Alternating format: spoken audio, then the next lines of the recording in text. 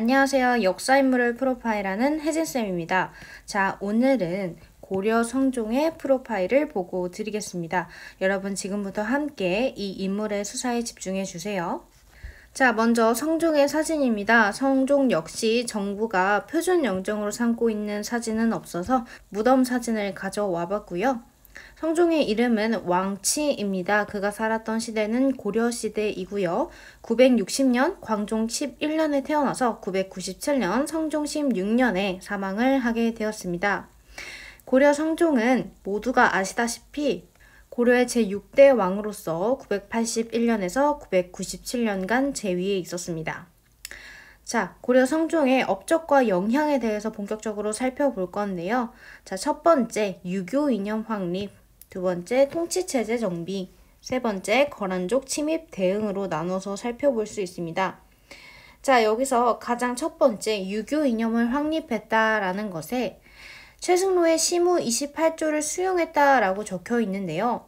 자, 여기서 최승로라는 사람은 고려시대의 재상이었어요. 이 최승로라는 사람이 중앙집권체제, 즉 왕권 강화를 이뤄내야 할 것을 성종에게 건의를 했고요. 이 시무 28조라는 상소문을 내면서 28가지의 사회개혁안을 내어놓습니다. 이 시무 28조의 내용은 뒤에 우리 관련 사료 살펴볼 때 자세히 공부해 볼 수 있을 것 같고요. 간단하게 얘기를 해보자면 불교 비판도 있고요. 민생 문제에 대해서도 얘기를 하고 사회제도에 대해서도 얘기를 하는 내용이 담겨져 있습니다. 자, 그 다음에 두 번째, 통치체제를 정비했다라는 것인데요. 자, 여기 첫 번째, 중앙제도를 정비했다라고 적혀 있습니다. 밑에 이성육부가 있는데요. 이 이성육부는요, 당시 당나라의 중앙제도가 삼성육부였거든요. 이 삼성육부를 고려식으로 모방을 해서 만들어낸 게 이성육부입니다. 그리고 추가적으로 중추원과 삼사, 도병마사와 식목도감을 설치하는데요. 이 중추원이라고 하는 것은 왕의 명령을 출납하고 수기 등의 정무를 담당했던 곳이라고 보면 됩니다.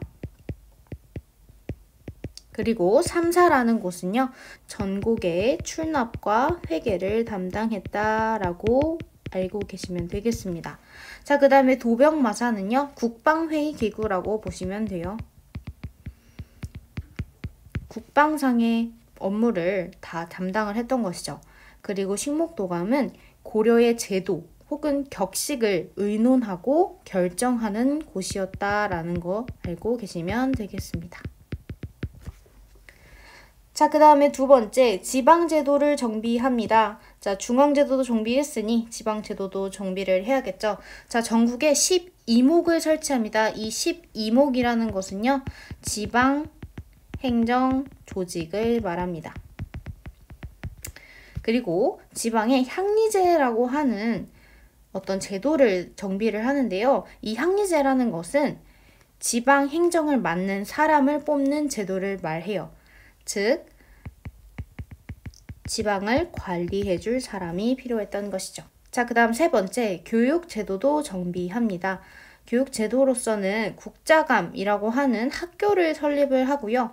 경학박사, 의학박사를 파견합니다. 이 경학박사와 의학박사는 쉽게 교수직이라고 보면 될 것 같아요. 지방에 있는 자제들을 교육하기 위해서 교수를 파견을 했는데 이 경학박사와 의학박사는 이 12목 있죠. 앞에서 지방제도 정비할 때 배웠던 이 12목에 한 명씩 의학박사, 경학박사를 파견했다라고 합니다. 자, 그 다음에 마지막으로 사회제도도 정비합니다. 의창과 상평창이라고 하는 제도를 정비를 하는데요. 의창이라고 하는 것은요, 쉽게 말하면 평소에 곡식을 저장해 놨다가 흉년과 같은 조금 백성들이 어려워진 시기가 오면 곡식을 대여해주는 사업을 말해요. 그 다음에 상평착은요, 평소 물가가 낮을 때 물건을 좀 사놨다가 저장해 놨다가 물가가 엄청나게 올랐을 때 그 물건들을 시장에 내어놓아서 물가를 조절하던 기관이었습니다. 자, 옆에 정리를 해볼게요. 의창은요, 곡식을 대여해주던 제도였다. 그리고 상평청은 물가를 조절해주던 기관이었다 라는 거 짚고 넘어가시면 되겠습니다. 자, 그 다음에 마지막 세 번째, 거란족의 침입에 대응했다 라는 것인데요. 거란에 1차 침입이라고 적혀있죠. 그리고 그 밑에 서희의 외교 담판과 강동 육주를 획득했다 라고 적혀 있습니다. 자, 이거에 대한 스토리텔링을 좀 해보자면요. 당시 고려는 굉장히 우호적인 관계를 맺고 있는 나라가 하나 있었어요. 바로 송나라였죠. 자, 근데 거란은 고려가 송나라와 이렇게 우호적인 관계를 맺고 좋은 관계를 맺고 있는 것을 되게 탐탁치 않아 하는 나라 중 하나였어요. 그래서 이 거란이 고려 너네들 송나라와의 관계를 끊어라. 그리고 고구려의 땅 우리에게 돌려주고 너희 우리를 섬겨라. 라고 요구를 하면서 압록강을 넘어오게 됩니다. 자, 그게 바로 거란의 1차 침입입니다. 자, 거란의 이러한 침입을 둘러싸고 고려 내부에서는 워낙에 거란이 강한 나라다 보니 고려가 항복을 해야 된다라고 하는 그런 의견이 다분했지만 서희라는 사람이 제가 한번 설득해 볼 수 있을 것 같습니다 라고 나섰던 것이죠. 자, 그래서 성종이 서희를 시켜서 거란의 소손영이라고 하는 사람과 서희가 대화를 해볼 수 있도록 합니다. 그것이 바로 외교 담판인데요. 즉 서희라는 고려의 외교관이 소손영이라고 하는 사람과 대화를 통해 잘 풀어나가 보려고 했던 것이죠. 자, 여기서 서희가 소손영한테 이렇게 말을 합니다.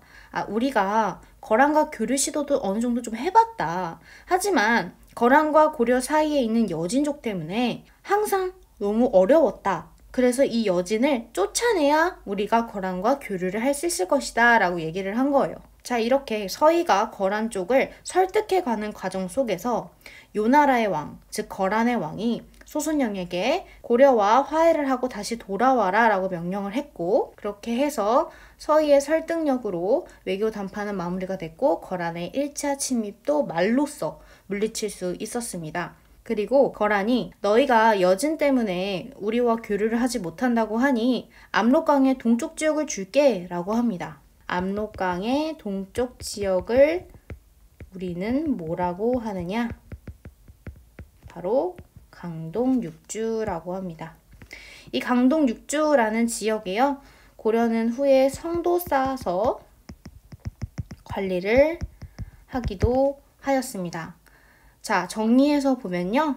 고려는요. 거란의 1차 침입을 그리고 강동육주라는 귀한 땅을 피 한 방울 없이 물리치고 획득할 수 있었던 것이죠.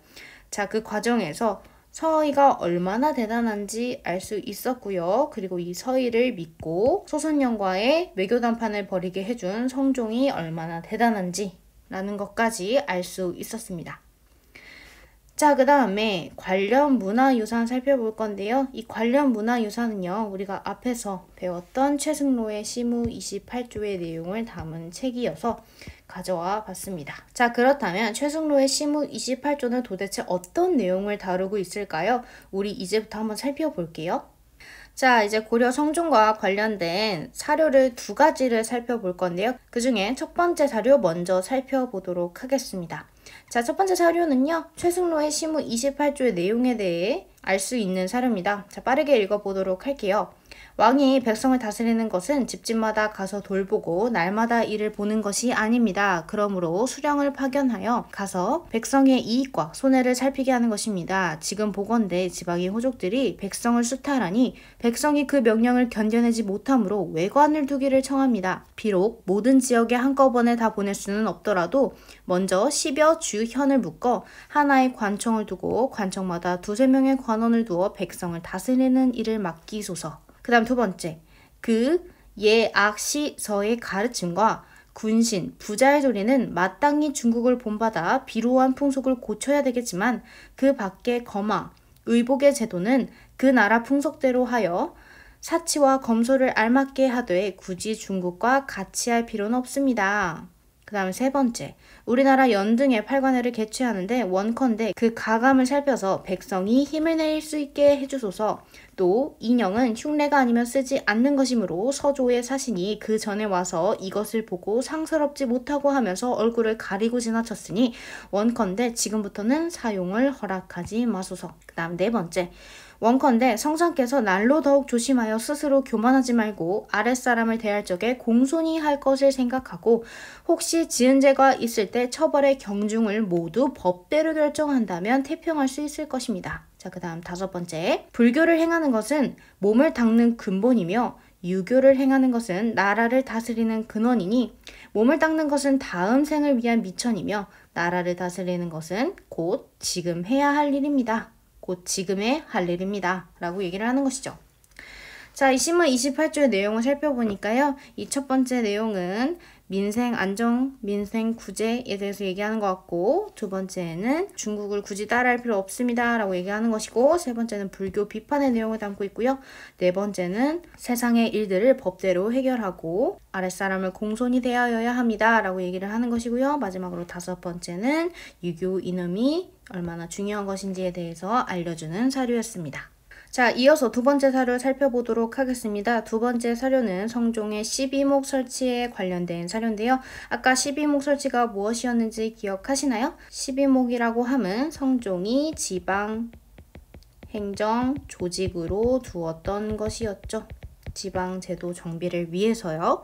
자, 이 역시 빠르게 한번 읽어보도록 하겠습니다. 무자에 처음으로 12목을 설치하고 조를 내리기를 하늘은 높고 크며 해와 달과 별을 나누어 밝음을 나타내고 땅은 두껍고 그 끝이 없으며 산천을 벌려 기운을 퍼뜨렸도다. 바라건대 하늘 아래 만물은 모두 다 삶을 즐기고 땅을 밟는 무리는 모두 본성을 따라 살게 하기를 바란다. 한 사람이라도 죄를 짓는 것을 보면 마음에서 매우 그 허물을 슬퍼하고 백성들이 가난하게 산다는 것을 들으면 마음속 깊이 스스로를 책망한다. 비록 몸은 궁궐에 살고 있지만 성종 나는 궁궐에 살고 있지만 이라는 의미죠. 마음은 항상 백성에게 두루 미쳐 있다. 밤늦게 먹고 날이 새기 전에 일어나 옷을 입으며 항상 충성스러운 말을 구하며 낮은 곳의 목소리를 듣고 먼 곳을 보는데 어질고 착한 이의 힘을 빌리고자 한다. 이에 지방 수령들의 공적을 의지하고 백성들이 바라는 바에 부응하고자 우서의 12목을 본받아 시행하고 주나라가 800년을 이어갔던 것처럼 우리의 국운도 연장하고자 한다고 하였다. 이 사료는요, 성종이 이 12목이라고 하는 지방정비 제도를 시행하게 된 배경 혹은 성종의 마음을 이야기하고 알게 해줄 수 있는 사료인 것 같습니다. 자, 이를 통해서 우리는 고려 성종의 생애와 그의 업적 속에 일어났던 모든 일들, 그리고 그와 관련된 여러 사료들을 살펴볼 수 있었습니다. 자, 지금까지 고려 성종의 프로파일 보고였습니다. 이제 그 누구보다도 고려 성종을 잘 설명하실 수 있을 거라 생각합니다. 여러분 고생 많으셨습니다. 저는 다음에 또 다른 프로파일 보고로 찾아오겠습니다.